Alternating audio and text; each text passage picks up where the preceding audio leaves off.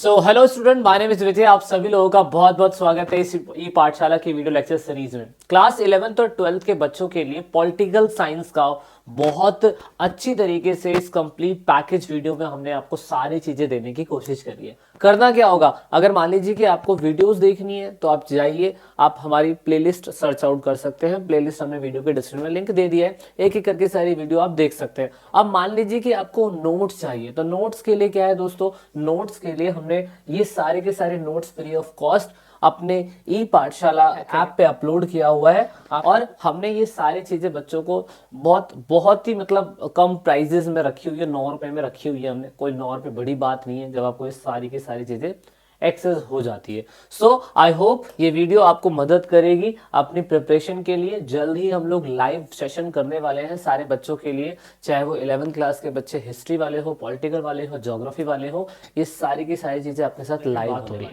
इस पूरे चैप्टर को अगर हमें पढ़ना है तो चैप्टर को पढ़ने के लिए हमें बेसिक टर्म्स जानने होंगे, बेसिक चीजें जानेंगे कि पूरे चैप्टर का मेन थीम क्या होगा, मतलब पूरे चैप्टर में क्या पढ़ाया जाएगा आप लोगों को। तो यहाँ पे नॉर्मल सा है, सबसे पहले क्योंकि हम चैप्टर ग्लोबलाइजेशन पढ़ रहे हैं तो भाई हमें ग्लोबलाइजेशन ही समझना जरूरी है। पहले तो वर्ड के ऊपर सीखेंगे कि वर्ड असल में आया कहां से, यह है क्या। उसके बाद हम जानेंगे पूरी तरीके से ग्लोबलाइजेशन के कॉन्सेप्ट को, एनालाइज करेंगे, इसकी अवधारणा को समझेंगे, रिलेशन को समझेंगे, असल में एग्जामिनर कहना क्या चाहता है। असल में बुक में इतनी सारी डेफिनेशंस है, लोगों को समझ में नहीं आती है कि एग्जैक्टली कौन सी डेफिनेशन लिखनी चाहिए। उसके बाद हम देखेंगे इसके सारे पहलू दैट मीन्स पहला पॉलिटिकल देखेंगे। मतलब देखिए, एक सिक्के के दो पहलू होते हैं, अच्छे और बुरे। तो ऐसे ही हमें वैश्वीकरण के सारे पहलुओं को समझना होगा, सारे एस्पेक्ट को समझना होगा, पॉलिटिकल, इकोनॉमिक, कल्चर, मतलब सारे कॉन्सिक्वेंसेस देखेंगे, सारे परिणाम देखेंगे, अच्छे भी देखेंगे और बुरे भी देखेंगे। अब क्योंकि चैप्टर वैश्वीकरण है और ये चैप्टर वर्ल्ड के लेवल से कनेक्ट करता है पूरी तरीके से चैप्टर को, तो उसमें हम ये भी देखने की कोशिश करेंगे कि भाई इंडिया पे इसका क्या इंपैक्ट देखने को मिलता है। ऑल द स्टूडेंट जो इस वीडियो को देख रहे हैं, आपकी लाइफ में भी ग्लोबलाइजेशन इतना ज्यादा घुसा हुआ है कि आप चाह के भी नहीं निकाल सकते हो। और जब आप वीडियो आगे देखेंगे तो आपको समझ में आएगा कि सही मायने में हाँ, हम ग्लोबलाइजेशन को अपने चाह के भी अपने जीवन से निकाल नहीं सकते हैं। सो अब मैं आगे बढ़ूंगा, अब मैं आपको समझाने की कोशिश करूंगा कि इंडिया के अंदर इसका इंपैक्ट कैसे हो रहा है। वैसे तो छोटे इसी पार्ट में ही हम थोड़ा सा मैंने ऐसे इस्तेमाल करा है कि आपको वैसे ही समझ में आ जाएगा कि चैप्टर का निचोड़ क्या हुआ। ठीक है, सो this is all about in this chapter. ये पूरा का पूरा इस चैप्टर के अंदर हमें बेसिक यही देखने को मिलेगा। अगर हम ये सारे और छोर यानी कि ऑल दीज क्या कहते हैं अप्स एंड डाउन्स पढ़ लेते हैं तो हमें सारा कुछ समझ में आएगा। ठीक है, नंबर 1 अगर बात करें ग्लोबलाइजेशन, देखिए मेरा मानना यह है कि ग्लोबलाइजेशन का मतलब होगा, देखो वैश्वीकरण है शब्द इसका मतलब। ठीक है, वैश्वीकरण। When I was in college तो मैंने उस टाइम पीरियड के अंदर इसको एक शब्द को डिफाइन करा था। वैश्व का मतलब होता है विश्व और करण का मतलब होता है एकीकरण। तो यानी कि यहाँ पे जो हिंदी मीडियम वाले बच्चे हैं मैं उनके लिए कह रहा हूँ, विश्व का एकीकरण कर देना, दिस इज कॉल्ड वैश्वीकरण। नॉर्मल से आप समझ लीजिए कि एक सामान जो एक देश में मिलता है लेकिन वही सामान दूसरे देश में भी ट्रांसफर करा जा रहा है, तो उसे नॉर्मल शब्दों में क्या कहा गया, उसे नॉर्मल शब्दों में वैश्वीकरण कहा गया। अब रही किताब की बात, तो किताब में दिया हुआ है globalization is a flow of idea, capital, commodities, people from one part to the world to the another part to the world। Simple सा है, अगर कोई एक चीज आयात या निर्यात होती है किसी एक देश से दूसरे देश में, किसी एक वर्ल्ड से दूसरे वर्ल्ड में, किसी एक कॉन्टिनेंट से दूसरे कॉन्टिनेंट में, इसे हम वैश्वीकरण कहते हैं। यानी कि वैश्वीकरण में हमने क्या कर दिया, जहां इंसान बहुत दूर दराज लोगों से कांटेक्ट नहीं कर पाता था, वहां वैश्वीकरण की वजह से इंसान बिल्कुल करीब आ चुका है, बिल्कुल कांटेक्ट करने लग गया है। तो इतना आपने याद रखना है। ठीक है, ये सबसे इंपॉर्टेंट चीज है और ये वैश्वीकरण की मेन डेफिनेशन। अब बच्चों को ये लगता है कि वैश्वीकरण एक दिन में हो गया, असल में वैश्वीकरण एक दिन में नहीं हुआ। इंसान अपने आइडिया, अपनी कमोडिटीज, अपने कैपिटल, अपनी लेबर, अपना पूंजी, अपना स्किल, कुछ भी एनीथिंग एल्स, वो एक दिन में नहीं हो रहा था। ये सारा का सारा फ्लो, ये सारा का सारा प्रवाह अतीत में अगर देखें, पास्ट में अगर जाके देखें तो कई हजारों सालों से ग्लोबलाइजेशन था, लेकिन उस टाइम पीरियड पे हमें पता भी नहीं था कि ये ग्लोबलाइजेशन है।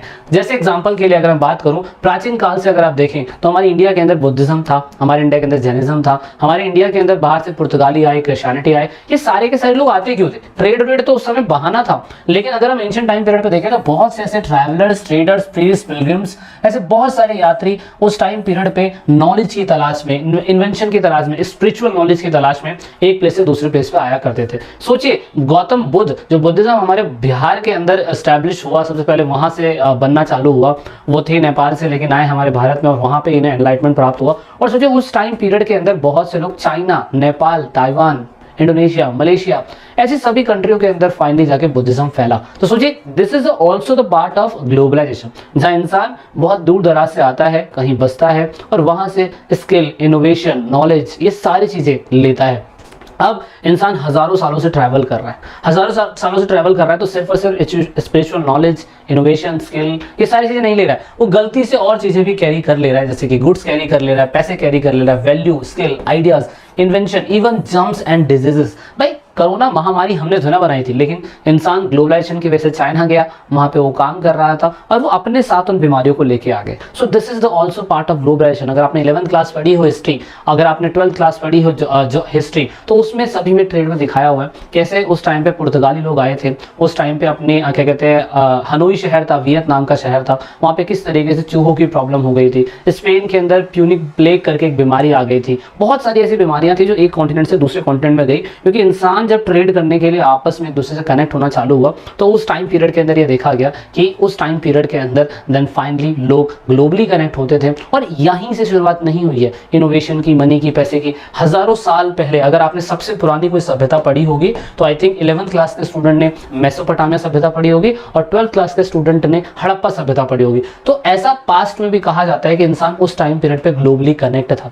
3000 साल पुराने टाइम पीरियड पर अगर हम देखें तो कोस्टल ट्रेड लाइन कनेक्ट थी इंडस वैली सिविलाइजेशन की। प्रेजेंट डे में वेस्ट एशिया, मालदीव, ऐसे चाइना, ईस्ट अफ्रीका, सारे लोग कनेक्ट थे। उस टाइम पीरियड पे मेहुला लोग यानी कि हड़प्पा वासी लोग उस समय क्या पानी से ट्रेड नहीं किया करते थे? मेसोपोटामिया लोगों से ऑफ कोर्स किया करते थे। ऑल दीज भी ट्रेड फाउंड, हमें ये सारी चीजें मिलती है। तो मतलब ग्लोबलाइजेशन कई हजारों सालों से हमारी धरती पे प्रेजेंस था, लेकिन धीरे धीरे इंसान इन चीज़ों को उस समय व्यापार बोलता था, लेकिन फिर बाद में पॉलिटिकल लेवल में इस चीज़ को ग्लोबलाइजेशन बोला जाने लग गया। सो आई होप आपको इसका पास्ट टू प्रेजेंट क्लियर हुआ होगा कि ग्लोबलाइजेशन कहाँ से एमर्ज हुआ और ग्लोबलाइजेशन में होता क्या है। अब ग्लोबलाइजेशन, क्योंकि देखो सिंपल सी बात है, इंसान भारत के अंदर अगर बुलेट ट्रेन का इस्तेमाल नहीं कर पा रहा है, तो क्या बुलेट ट्रेन हमारी कंट्री के अंदर अगर हमारे पास टेक्नोलॉजी नहीं है तो क्या हम दूसरी कंट्री से नहीं ले सकते? ऑफ कोर्स ले सकते हैं। So this is a part of globalisation. Sardar Vallabh Bhai Patel की मूर्ति हमसे नहीं बनाई गई, चाइना ने हमें बना के दी। तो भाई ये एक ट्रेड है, एक ग्लोबलाइजेशन है, जहाँ पे इंसान एक दूसरे से कनेक्ट होता है और यहाँ पे हम कुछ भी चीज कनेक्ट कर पाते हैं। ओके, इतना क्लियर है आप सभी लोगों को। अब यहाँ पर अब ये कॉन्टेम्प्रेरी वर्ल्ड की अगर बात करी जाए तो कॉन्टेम्प्रेरी वर्ल्ड के अंदर टेक्नोलॉजी एडवांस हो गई है, ट्रांसपोर्टेशन, कम्युनिकेशन और अच्छा हो गया, और ये सिर्फ और सिर्फ ग्लोबलाइजेशन की वजह से हुआ है। सब जैसे जैसे ग्लोबलाइजेशन बढ़ता चला गया वैसे वैसे टेक्निकल गैप आता चला गया। इंसान टेक्नोलॉजी के अंदर और एडवांसमेंट हो गया, ट्रांसपोर्ट और कम्युनिकेशन और अच्छा हो गया, और कॉन्टेम्प्रेरी वर्ल्ड के अंदर अगर हम देखें, आज प्रेजेंस वर्ल्ड के अंदर हम देखें, तो इंसान ग्लोबलाइजेशन की वजह से अपने सामान को, अपनी चीजों को बहुत जल्दी और बहुत तेजी से बेचने की कोशिश कर रहे हैं। आप लोग वीडियो देख रहे हैं मेरी, ये this is the also globalization. अगर यूट्यूब नहीं होता तो शायद से मैं अपना टैलेंट आपको नहीं दिखा सकता था, और शायद से आप लोग घर बैठे बैठे ऐसी वीडियो का आनंद नहीं ले सकते थे। So that is why it is also globalization, जहां से इंसान बहुत ही जल्दी अपनी चीजों को दूसरे लोगों तक पहुंचाने की कोशिश करता है, अब वो चाहे कैसा भी माध्यम हो, कैसा भी तरीका हो। ठीक है, तो यहाँ पे अब देखिए ये चीज क्लियर होती जा रही है। अब आपकी बुक के अंदर ये बताने की कोशिश करी गई है कि पूरी दुनिया के अंदर वैश्वीकरण के इंपॉर्टेंस को बताने के लिए मतलब स्पेशली वैश्वीकरण की वजह से इंसान जागरूक हो पाया। मतलब जहां इंसान एग्रीकल्चर जैसी चीजें किया करता था, वहां उसको समझ में आया कि एग्रीकल्चर के अलावा भी दूसरी ऐसे सर्विस सेक्टर्स होते हैं जिसमें हम लोग काम कर सकते हैं। हमारा इंडिया शुरुआती समय में 85% of the people are working on the agriculture field, लेकिन उन्हें समझ में आया कि एग्रीकल्चर के अलावा अगर हमारे बच्चे भी एग्रीकल्चर करेंगे तो वो कहाँ डेवलप हो पाएंगे। सो दैट इज हम लोगों ने सर्विस सेक्टर की तरफ उन्हें मूव करना चालू करा, और सर्विस सेक्टर की तरफ मूव करना अगर चालू करा तो उसका कहीं ना कहीं संबंध, उसकी अवेयरनेस का संबंध अगर देखा जाए तो ग्लोबलाइजेशन ही इसका जिम्मेदार है। क्योंकि किसानों को कैसे पता चलेगा? टेक्नोलॉजी से, टीवी से, टेलीविजन से, एंड ये सारी चीजें क्या है? ये सारी चीजें ग्लोबलाइजेशन का हिस्सा है। उसकी वजह से इंसान अपने ज्ञान का विस्तार कर पाता है ना।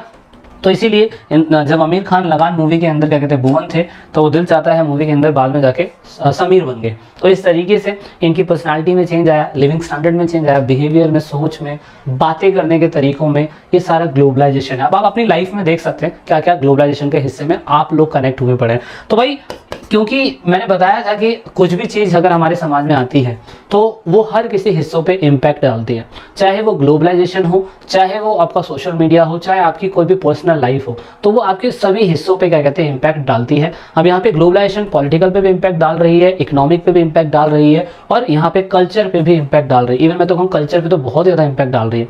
अब यहाँ पे सरकार पूरी तरीके से ग्लोबलाइजेशन को शुरुआती समय में उदारवादी लिबरलाइजेशन पॉलिसी के तहत उन्होंने अपनाया था। 1991 के बाद अपने भारत के अंदर ये चीज़ बहुत ज़्यादा तेज़ी से देखी गई, उससे पहले तो थी नहीं इतनी ज़्यादा, लेकिन यहाँ पे इंसान पूरी तरीके से ग्लोबलाइजेशन की वजह से इम्पैक्ट देखने को उसे मिल रहा है। अब देखिए ग्लोबलाइजेशन के पेपर के अंदर क्वेश्चन आपसे ये पूछा जाता है कि ग्लोबलाइजेशन के आप बताइए कि राजनीतिक परिणाम क्या है, आर्थिक परिणाम क्या है, या सांस्कृतिक परिणाम क्या है। तो ये याद रखिएगा कि आपको पॉजिटिव और नेगेटिव दोनों लिखना पड़ेगा और उस हिसाब से क्वेश्चन 6 मार्क्स का कंप्लीट हो पाता है। तो इतना आप फोकस रखिएगा जब भी आपको समझ में आएगा। अब देखिए पॉलिटिकल, अब क्योंकि ग्लोबलाइजेशन देश के अंदर समा चुका है तो यहाँ पे पॉलिटिकल कॉन्सिक्वेंसेस समझते हैं, यानी कि राजनीतिक परिणाम समझते हैं। आज की डेट में राज्य की क्षमता, जो भी स्टेट है वैश्वीकरण की वजह से पूरी तरीके से बहुराष्ट्रीय कंपनियों की बढ़ती भूमिका की वजह से सरकार की क्षमता कम कर दी गई है। देखिए अगर आप देखें तो हमारी कंट्री के अंदर 1991 से पहले एमएनसी नहीं हुआ करती थी, एमएनसी नहीं हो रही थी, मल्टीनेशनल कंपनियां। लेकिन जैसे मल्टीनेशनल कंपनियां आती चलेगी, अमेजॉन, ईबे, उसके बाद फ्लिपकार्ट, सारी मल्टीनेशनल कंपनियां, इंसान उस टाइम पीरियड पे सामान को खरीदने के लिए दुकान पे जाता था, या सरकार अगर उस प्रोडक्ट को बनाती थी तो वो कुछ परचेस कर पाते थे। लेकिन आज की डेट में तो ऑनलाइन साइट्स इतनी आ गई, क्योंकि ये ग्लोबलाइजेशन का तो हिस्सा है।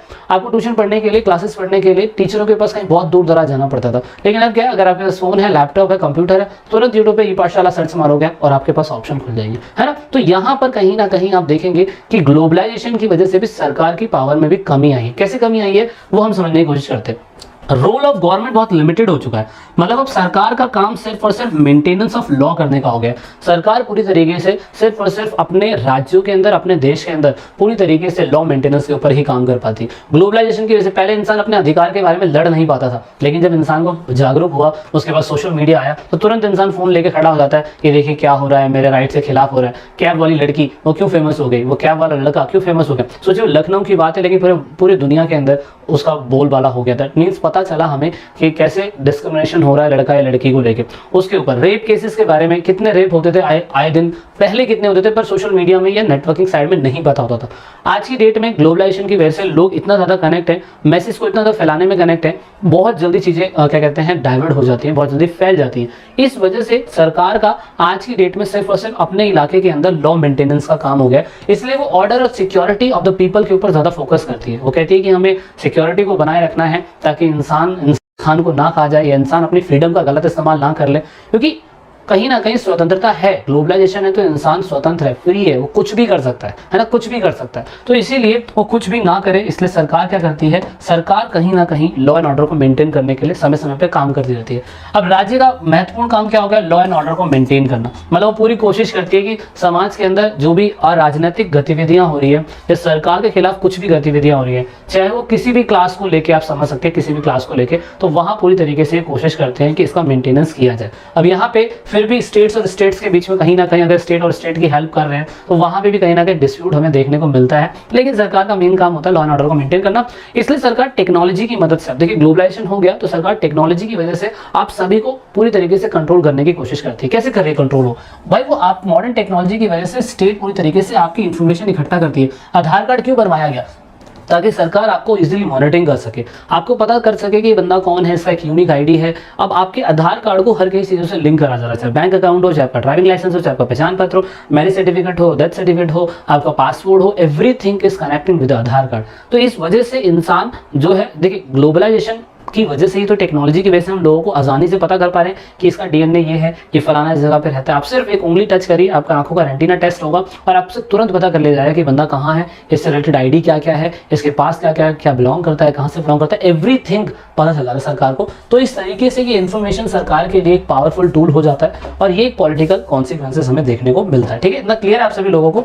अब यहाँ पे बात करेंगे दूसरा, इकोनॉमिक कॉन्सिक्वेंसेस। इकोनॉमिक कॉन्सिक्वेंसेस यानी कि पैसा, ना बाप बड़ा ना भैया, सबसे बड़ा रुपया। तो यहाँ पे इकोनॉमिक कॉन्सिक्वेंसेस में देखा गया कि शुरुआती समय में 1945 के टाइम पीरियड के अंदर, जब 1991 नहीं आया था, तो उस टाइम पे IMF, वर्ल्ड बैंक और उसके बाद क्या कहते हैं WTO, इनका बहुत अच्छा रोल हुआ करता था।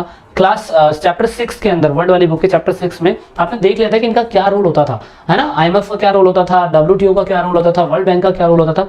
ये अगर सोचिए कि अगर ये चीज़ नहीं होती तो क्या हम लोग पूरी तरीके से मतलब इकोनॉमिक का फायदा इस्तेमाल कर पाते, क्योंकि जिन कंट्री के पास पैसे नहीं है वो कंट्रियाँ क्या करेगी बेचारी, है ना, वो कंट्रियों कहाँ से लाएगी पैसा। तो इसी वजह से इकोनॉमिक कॉन्सिक्वेंसेज में अगर हम देखें तो शुरुआती समय में अगर क्या कहते हैं डिफरेंट कंट्रियां अगर इंपोर्ट पे रिलैक्सेशन नहीं देती या रिस्ट्रिक्शंस लगा देती तो क्या इकोनॉमी की वजह से इंसान लेबर का मूवमेंट कर पाता, मतलब काम करने के लिए इंसान दूसरे देशों में जा पाता? ऑफकोर्स नहीं जा पाता। क्या कैपिटल फ्लो हो पाता? क्या आपका डॉलर अपनी कंट्री में आ पाता? नहीं आ पाता। क्या इंसान टेक्निकल जो चेंज आपकी कंट्री में आप देखने को मिल रहा है आपको, क्या वो हो पाता? नहीं हो पाता। अब यहाँ पे ऐसा बोला जाता है कि अगर इकोनॉमिक कॉन्सिक्वेंसेस की वजह से ये सब हो रहा है, जैसे एग्जांपल के लिए ई पाठशाला चैनल आपको इंटरनेट के अंदर एक ग्रोइंग प्लेटफॉर्म दिखाई दे रहा है कि बहुत तेजी से ग्रो हो रहा है। This is also the part of economic consequences. इसकी वजह से ही हो रहा है क्योंकि इंसान टेक्नोलॉजी के हिसाब से बहुत तेजी से बढ़ रहा है। इकोनॉमी की वजह से इंसान अब मतलब ग्लोबलाइजेशन की वजह से जो इसका इकोनॉमिक कॉन्सिक्वेंसेस है, इंसान नौकरियों के लिए, जॉब करने के लिए पूरी तरीके से दूसरे इलाकों में भी जा सकता है। लेकिन सरकार आज की डेट में बहुत तेज हो चुकी है। सरकारों को पता होता है कि यार नागरिक अगर दूसरी कंट्री में आएगा तो वहाँ की रहने वाली कंट्री को लोगों को जॉब्स नहीं मिलेगी, तो उन चीज़ों को भी सरकार को हैंडल करना पड़ता है। तो उनके लिए वो रिस्ट्रिक्ट वीज़ा कर देते हैं। वो कहते हैं कि अगर आपको यहाँ पे काम करने के लिए आना है तो फिर आपको ये क्राइटेरिया से निकलना पड़ेगा, है ना, नहीं तो कोई भी कहीं भी चला जाएगा जॉब करने के लिए। अब यहाँ पे एक पार्ट ये है कि कुछ अर्थशास्त्री बोलते हैं कि अगर ग्लोबलाइजेशन है, अगर इकोनॉमिक मार्केट की वजह से मान लेते हैं कि एक कंट्री के अंदर दूसरी कंट्री का सामान बिक रहा है, लेकिन बहुत से इकोनॉमिक्स कहते हैं कि जो गरीब कंट्रियां होती है ना उसके लिए बहुत हार्मफुल है। क्यों? क्योंकि वो लोग दूसरी कंट्री की टेक्नोलॉजी का इस्तेमाल कर रहे हैं। एग्जांपल के लिए आप अपनी रियल लाइफ देख लीजिए। आप 24 घंटे फेसबुक, ट्विटर, इंस्टाग्राम, यूट्यूब और उसके बाद स्नैपचैट, पता नहीं क्या क्या, टिकटॉक, सब कुछ, पबजी, ये सब देख रहे हैं। और ये सब किसका है? बाहर की कंट्री के लोगों का है, सारे का सारा, और आप उसका इस्तेमाल कर रहे हैं। तो इस हिसाब से आप देख सकते हैं कि आपकी लाइफ के अंदर कहीं ना कहीं ग्लोबलाइजेशन इतना ज़्यादा घुसा हुआ है और आपको पता भी नहीं है कि ये चीज़ें हम यूज टू हो चुके हैं। तो बहुत से अर्थशास्त्रियों का कहना है कि ग्लोबलाइजेशन ऐसी मार्केट है जो किसी भी गरीब कंट्री के ऊपर पूरी तरीके से छा चुकी है, अपने प्रोडक्ट को लॉन्च कर चुकी है। आप अपनी रियल लाइफ में दिल पे हाथ रख के कसम खाइए, आप अपने आसपास के इलाके को देखिए, कौन सा सामान आपके भारत में बन रहा है और कौन सा सामान भारत के बाहर से आ रहा है इंपोर्ट होकर। तो जो भारत से बाहर आके इंपोर्ट हो आ रहा है वो मोस्टली आप उसका इस्तेमाल करते हो, स्वदेशी सामान का तो आप इस्तेमाल ही नहीं कर रहे हो। और आपकी रियल लाइफ में भी अगर आप देखें तो आप अपने भारत देश के द्वारा चलाया गया कोई भी ऐप या भारत के द्वारा बनाई गई टेक्नोलॉजी उसका बहुत कम इस्तेमाल करते हैं, जबकि दूसरी चीज़ों को आप दिन रात इस्तेमाल करते हैं। तो ये ग्लोबलाइजेशन है जो आपकी लाइफ के अंदर घुसी हुई है। अब बहुत से लोग इसके सपोर्ट में भी है। ग्लोबलाइजेशन की वजह से बोलते हैं कि भाई इकोनॉमिक ग्रोथ भी तो देखने को मिल रहा है। ऑफकोर्स देखने को मिल रहा है, बिल्कुल सही है भाई, यहाँ पे इकोनॉमिक ग्रोथ है। इंसान अगर क्या कहते हैं अपनी कंट्री के अंदर जॉब नहीं मिल रहा तो बहुत से लोग इंस्टाग्राम के ऊपर क्या कहते हैं डांस डूंस करके भी पैसा कमा रहे हैं। बहुत से लोग मेरे जैसे बंदे यूट्यूब पे पढ़ा के भी कमा रहे हैं, जो यहाँ का देश उनको क्या कहते हैं जॉब क्रिएट नहीं करा के दे सकता। तो ये एक पॉजिटिव पॉइंट हो सकता है। और यहाँ पे इसकी वजह से बहुत सोसाइटी के बहुत से larger number of the society को इससे बेनिफिट भी होता है। तो ये आपको समझना है कि एक सिक्के के दो पहलू होते हैं। तो विश्व को एक करना, एक तरीके से जोड़ना, चाहे किसी भी रूप में हो, वो वैश्वीकरण है। और हमारी इतिहास गवाह है कि मेसोपोटामिया, हड़प्पा सभ्यता के टाइम पीरियड से ही ग्लोबलाइजेशन हो रहा था और अशोक के टाइम पीरियड पे, चंद्रगुप्त के टाइम पीरियड पे ग्लोबलाइजेशन हुआ है, बस वो अलग रूप में हुआ है। और आज की डेट में ग्लोबलाइजेशन शब्द को हमने पॉलिटिकल टर्म में ये बोलने की कोशिश करी है। But if I talk about the last part of this chapter, तो उसमें हमने डिस्कस किया था कि हर सिक्के के दो पहलू होते हैं। राजनीति के दो पहलू हैं, ऐसे ग्लोबलाइजेशन के भी दो पहलू हैं। और पहलुओं में से हमें ग्लोबलाइजेशन के सारे एस्पेक्ट को, सारे पार्ट को समझना था। हमने पॉलिटिकल देखा था, हमने इकोनॉमिक देखा था, और आज की डेट में हम देखेंगे कल्चर। अब जो स्टूडेंट इस वीडियो को देख रहे हैं, if you have a time to watch this, जब भी वीडियो को देखिएगा, वरना आप स्किप कर सकते हैं, आप बाद में वॉच आउट करिएगा। बिकॉज कल्चर वाला पार्ट ग्लोबलाइजेशन के अंदर इतना ज्यादा घुसा हुआ है कि आप लोग आप यकीन नहीं मानेंगे कि आप इसके इतने एडिक्ट हो चुके हैं ग्लोबलाइजेशन के, आपके कल्चर के अंदर ये चीज़ घुस चुकी है। और सेम चीज़ वही कि इसके हर चीज़ के दो पहलू होते हैं। तो हमने पॉलिटिकल के भी दो पहलू बताए थे, अच्छे और बुरे, और उसके बाद इकोनॉमिक के भी। अब हम कल्चर की बात करेंगे। अब हम देखेंगे कि कल्चर के अंदर जो पार्ट है वो किस तरीके से हमें समझ में आता है। ओके, ठीक है, सो लेट्स स्टार्ट। अब यहाँ पे सांस्कृतिक परिणाम अगर देखें हम लोग, तो ग्लोबलाइजेशन ने यूनिफॉर्म कल्चर और कल्चर होमोजीनियसेशन, मतलब यहाँ पे एक रूप संस्कृति और सांस्कृतिक समरूपता, इसके ऊपर फोकस करने की कोशिश करिए। मतलब अगर आप देखें तो ग्लोबलाइजेशन ने पूरे वर्ल्ड को एक कल्चर देने की कोशिश करी है। आप क्या खाते हैं, क्या पीते हैं, क्या खाते हैं, क्या पहनते हैं, क्या सोचते हैं, एक जैसी सोच इसे ही हमने क्या कहते हैं पूरी तरीके से यूनाइट यानी कि यूनिफॉर्म कल्चर का नाम दिया। आज के डेट में आप लोगों से कहा जाए कि आप घर का बना हुआ खाना, दाल सब्जी चावल रोटी, अगर आप ये खाना पसंद करेंगे तो आप कहेंगे नहीं, हम बाहर जाके पिज्ज़ा बर्गर ये चीज़ें खाना पसंद करेंगे, बिकॉज वो आपके स्टैंडर्ड को दर्शाने की कोशिश करता है। वो दिखाता है कि किस तरीके से इंसान अपना स्टैंडर्ड लिविंग स्टैंडर्ड जो है, स्टैंडर्ड ऑफ लिविंग जो है वो वेस्टर्न कंट्री की तरह कर चुका है। तो यहाँ पे हम कल्चर को यूनिफॉर्म तो कर रहे हैं, लेकिन हम दूसरे कल्चर को इतना ज़्यादा अपनाने की कोशिश कर रहे हैं। हमें लगता है कि कूल जीन्स पहनना, मॉल में घूमना, बिना नए परफ्यूम मारे निकल जाना, इंस्टाग्राम पे अच्छी पिक्स डालना, वो एक लाइफ है जो वेस्टर्न कंट्री के अंदर होती है, और वही सेम चीज़ हमारी कंट्री के अंदर होती जा रही है। लेकिन कहीं कहीं हमने मिक्स कल्चर भी देखा है। हमने देखा है कि यूनिफॉर्म कल्चर जो है इज़ नॉट ग्लोबल कल्चर। कभी कभार हमने देखा है कि ये ग्लोबल कल्चर नहीं है, it's imposition of western culture, it shrink the rich culture heritage and the entire globe। हम ये देख पाते हैं कि कहीं तो मिक्स कल्चर है, मतलब कहीं पे इंसान अपना कल्चर भी अपनाता है और साथ में वेस्टर्न कंट्री के कल्चर को भी अडॉप्ट कर रहा है। लेकिन आज की डेट में ये जो रिच हेरिटेज, जो हमारी खुद की संस्कृति है, हम जब शुरुआती समय में धोती कुर्ता पहनने वाले लोगों में से वुमेन साड़ियाँ वेयर करती थी, उन लोगों में से हुआ करते थे। लेकिन आज की डेट में इस संस्कृति की धज्जियाँ उड़ चुकी है, क्योंकि यहाँ पे ग्लोबलाइजेशन ने कल्चर की वाट लगा दी है। इसी वजह से, क्योंकि हमें लगता है कि वेस्टर्न कंट्रीज के लोगों की जो लाइफ है ना, वो बड़ी कूल है, बड़ी प्यारी है, बड़ी अच्छी है। लेकिन उसकी वजह से क्या हो रहा है, संसार में जितने भी देश है वो वेस्टर्न कंट्री को अपनाने की वजह से अपने खुद के कल्चर को भूलते जा रहे हैं। स्पेशली मैं इंडिया की कह सकता हूँ, क्योंकि चाइना के अंदर ऐसा नहीं है और उसके बाद रशिया के अंदर ऐसा नहीं है। उन लोगों ने अपनी ही लैंग्वेज, अपना ही कल्चर रखा है। लेकिन आप संस्कृति में देख लीजिए, अपनी खुद की संस्कृति में देख लीजिए, आप लोग ऐसा नहीं कर रहे। आप लोगों को लगता है कि वेस्टर्न कंट्रीज जो है वो ज़्यादा कूल है, ज़्यादा अच्छी है, और आप उन्हीं को अपनाने की कोशिश कर रहे हैं। जिसका जीता जाता एग्जाम्पल मैंने ये बताने की कोशिश करी थी अपने वीडियो के अंदर कि स्टूडेंट जो है अपना इंटरेस्ट स्टडी में क्यों खोते जा रहे हैं। वो आज की डेट में पूरी तरीके से यही दिखाने की कोशिश कर रहे हैं कि जो ग्लोबलाइजेशन है वो culture without overwhelming the tradition, यानी कि कल्चर जो है, यानी कि ग्लोबलाइजेशन जो है कल्चर को बिना अच्छा किए उसको और खराब करता जा रहा है। मैंने अपने वीडियो के अंदर यही डिस्क्राइब किया था कि आज की डेट में स्टूडेंट पढ़ाई के अंदर इंटरेस्ट क्यों नहीं देता है। उसका रीजन यही है कि वो पूरी दूसरी और चीज़ों के अंदर अडिक्ट हो चुका है। वो song, movies, culture, TikTok, Instagram, Facebook page, YouTube, उसको लगता है कि लाइफ यही है, और ये वेस्टर्नाइज कंट्री की दी हुई चीजें हैं जो हम अडॉप्ट करते हैं, जो हम देख रहे हैं। देखो वही वाली बात है कि हर सिक्के के दो पहलू होते हैं, अच्छे भी और बुरे भी। लेकिन यहाँ आपको समझना होगा कि हम लोग ग्लोबलाइजेशन का इस्तेमाल तो कर रहे हैं, लेकिन हम लोग अपनी संस्कृति को भूलते जा रहे हैं। अगर हम लोग अपनी संस्कृति को भूलते जा रहे हैं तो हमें अपनी संस्कृति याद करने के लिए हमें कहीं ना कहीं सीरियस स्टेप लेना पड़ेगा। यहाँ पर कहीं ना कहीं आपको देखना होगा कि दूसरी वेस्टर्न कल्चर जो है आपकी लाइफ के अंदर, आपके जीवन के अंदर पूरी तरीके से घुस चुकी है, और वो हमारी संस्कृति को अच्छा नहीं कर रही है, वो और ज्यादा बुरा कर रही है। एट प्रेजेंट टाइम पे इंडिया के अंदर 10th 12th 11th क्लास के बच्चों को पढ़ाई में इतना इंटरेस्ट नहीं है जितना दूसरी चीजों में, पबजी, फेसबुक, उसके बाद फ्री फायर है ना, बंदीबाजी, तो ये सारी चीजें जो लगता है लोगों को, है ना, तो वो चीजें हैं। अच्छा, अब इंडिया की बात अगर हम इंडिया की बात करें तो इंडिया के अंदर कहीं ना कहीं पूरी तरीके से इंडिया में इसकी ग्लोबलाइजेशन की शुरुआत काफी साल पहले हुई थी। अंग्रेज लोग जब इंडिया के अंदर आए थे बंगाल के अंदर, तो बंगाल से ही उन लोगों ने ग्लोबलाइजेशन करना चालू कर दिया। बंगाल से ईस्ट इंडिया कंपनी का काम होता था रेवेन्यू कमा के कंपनी ब्रिटेन में भेज देती थी, and this is the part of globalization. अगर आपको पता हो तो during the colonial period India was compelled to exporter of primary goods and consumer of the finish good, and it shattered the Indian economic. इसलिए क्या गया, हम लोग जो भी उगाते थे रॉ मटेरियल के रूप में, कॉटन उगता था गुजरात में, तो वो लोग क्या करते थे, कॉटन को गुजरात लेके जाते थे, वहाँ मशीनें थी, कपड़ा बना के ले आते थे और भारत में भेज देते थे। तो ये ग्लोबलाइजेशन ही था। लेकिन यहाँ फायदा किसको हुआ, यहाँ फायदा हुआ ब्रिटेन को, ईस्ट इंडिया कंपनी को। और हमारे साथ क्या हुआ, हमारे साथ हमारा लॉस हुआ, हमारे इंडिया के स्ट्रक्चर्स हिल गए, हमारी इंडियन इकोनॉमी पूरी तरीके से खराब हो गई। खराब होने का कारण क्या था, क्योंकि यहाँ पे पूरी तरीके से अंग्रेजों ने रॉ मटेरियल को तो पूरी तरीके से यूज कर लिया। भारत को सोने की चिड़िया कहा जाता था, लेकिन यहाँ पे सोने की चिड़िया कहाँ रहेगी, सोना तो लेके चले गए, चिड़िया उड़ गई फोन की वजह से, रेडिएशन इतना ज्यादा हो रहा है तो वो चिड़िया रही नहीं। तो दैट इज ना चिड़िया है ना गोल्ड है, इसलिए भारत को सोने की चिड़िया अब नहीं कहा जा सकता। इसका रीजन ही यही है। अब यहाँ पर अगर आप यहाँ पे देखें तो यहाँ पे आप नोटिस करेंगे कि अब यहाँ पे हम लोगों ने जब भारत आजादी की तरफ चला तो 1947 के बाद हमने सोचा कि यार बाहर की कंट्री का सामान इतना ज्यादा आ रहा है हमारी कंट्री के अंदर, तो हम लोग क्या कर सकते हैं, कुछ ऐसी हैवी इंडस्ट्रीज हो सकती है जिसको भारत खुद रख लेगा अपने पास, और यहाँ से क्या करेगा कि अपना रॉ मटेरियल खुद होगा, बाहर की कंट्री से टेक्नोलॉजी लेगा, और उसके बाद हम लोग अपने ही कल्चर के हिसाब से अपनी चीजों को बनाएंगे। तो इसे हमने क्या बोला, इसको हमने प्रोटेक्टिज्म बोला, यानी कि इसको हमने संरक्षणवाद बोला। क्या बोला, संरक्षणवाद बोला।